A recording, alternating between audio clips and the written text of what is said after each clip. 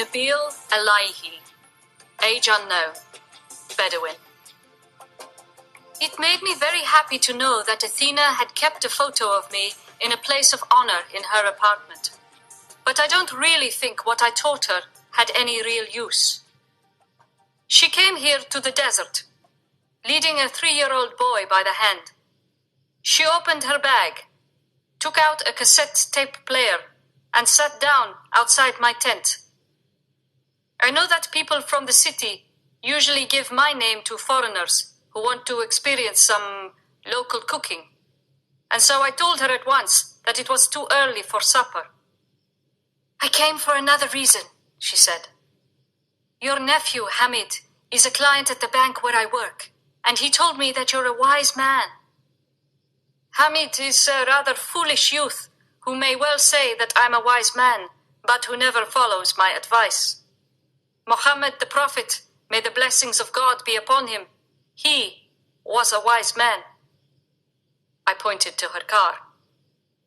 "You shouldn't drive alone in a place you don't know, and you shouldn't come here without a guide."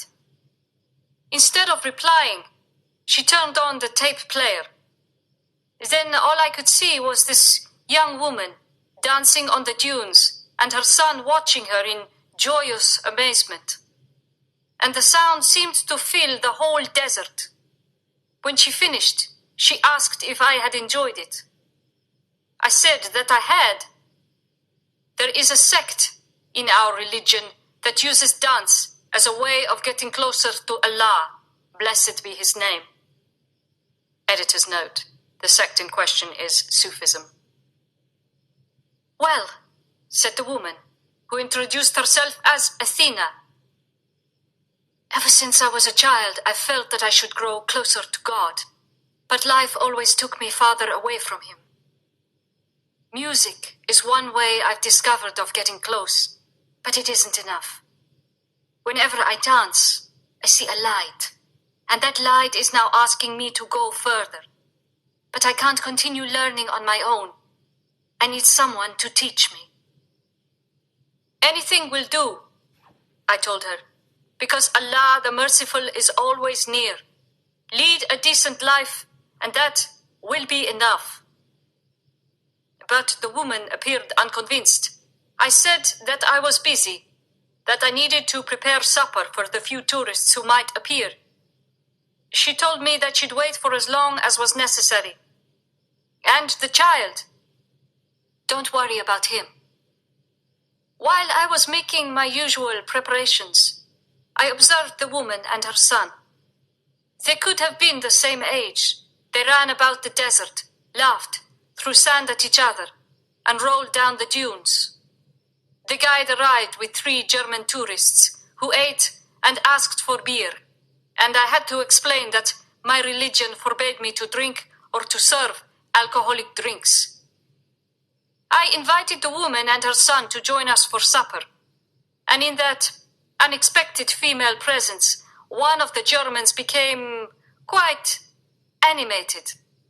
He said that he was thinking of buying some land, that he had a large fortune saved up, and believed in the future of the region.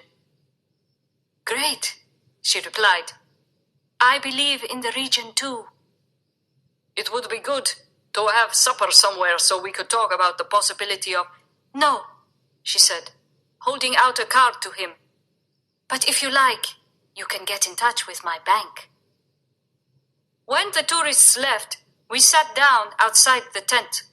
The child soon fell asleep on her lap. I fetched blankets for us all, and we sat looking up at the starry sky. Finally, she broke the silence. "Why did Hamid say that you were a wise man?" "Perhaps so that I'll be more patient with him. There was a time when I tried to teach him my art, but Hamid seemed more interested in earning money. He's probably convinced by now that he's wiser than I am. He has an apartment and a boat, while here I am in the middle of the desert, making meals for the occasional tourist. He doesn't understand that I'm satisfied with what I do." "He understands perfectly, and he always speaks of you with great respect." And what do you mean by your art? I watched you dancing today. Well, I do the same thing. Except that it's the letters, not my body, that dance. She looked surprised. My way of approaching Allah, may His name be praised, has been through calligraphy and the search for the perfect meaning of each word. A single letter requires us to distill in it all the energy it contains, as if we were carving out its meaning. When sacred texts are written, they contain the soul of the man who served as an instrument to spread them throughout the world. And that doesn't apply only to sacred texts, but to every mark we place on paper. Because the hand that draws each line reflects the soul of the person making that line. Would you teach me what you know? First, I don't think anyone as full of energy as you would have the patience for this. Besides, it's not part of your world. There everything is printed without, if you'll allow me to say so, much thought being given to what is being published. I'd like to try. And so, for more than 6 months, that woman, whom I judged to be too restless and exuberant to be able to sit still for a moment, came to visit me every Friday. Her son would go to one corner of the tent, take up paper and brushes, and he too would devote himself to revealing in his paintings whatever the heavens determined. When I saw the immense effort it took her to keep still and to maintain the correct posture, I said, "Don't you think you'd be better off finding something else to do?" She replied, "No. I need this. I need to calm my soul, and I still haven't learned everything you can teach me." The light of the vertex told me that I should continue. I never asked her what the vertex was, nor was I interested. The first lesson, and perhaps the most difficult, was patience. Writing wasn't just the expression of a thought, but also a way of reflecting on the meaning of each word. Together we began work on texts written by an Arab poet, because I do not feel that the Quran is suitable for someone brought up in another faith. I dictated each letter, and that way she could concentrate on what she was doing, instead of immediately wanting to know the meaning of each word or phrase or line. Once someone told me that music had been created by God, and that rapid movement was necessary for people to get in touch with themselves, said Athena on one of those afternoons we spent together. For years I felt that this was true, and now I'm being forced to do the most difficult thing in the world: slow down. Why is patience so important? Because it makes us pay attention. But I can dance obeying only my soul, which forces me to concentrate on something greater than myself, and brings me into contact with God, if I can use that word. Dance has already helped me to change many things in my life, including my work. Isn't the soul more important? Of course it is. But if your soul could communicate with your brain, you would be able to change even more things. We continued our work together. I knew that at some point I would have to tell her something that she might not be ready to hear.